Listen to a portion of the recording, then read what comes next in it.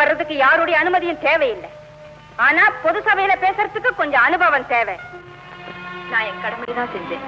அது உங்க மனசை புண்படுத்திருந்தா என்ன மன்னிச்சிரு. உனக்கு உன் கடமை பெருசு, எனக்கு என் பிள்ளைங்க பெருசு. அவங்க 2 பேரும் நல்லா இருக்கணும்னுதான் அந்த முடிவுக்கே நான் சம்மதிச்சேன். நீங்க நினைக்கிறது நியாயம்தான் மகாராணி. அங்க நடந்தது நியாயம் இல்லையே. ஒரு தாய்க்கு பிள்ளைங்க மேல வேறுபாடு இருக்க முடியாது.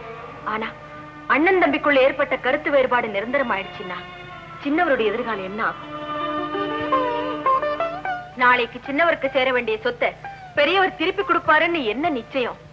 ஆமாம்மா, அதுவும் யோசிக்க வேண்டிய விஷயம்தான்.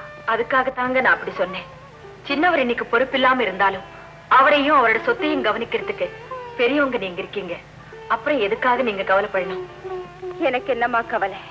என் பிள்ளைங்க நல்லா இருக்கணும். அதுக்கு இந்த தெய்வம் தான் துணை இருக்கணும். நான் வரேங்க.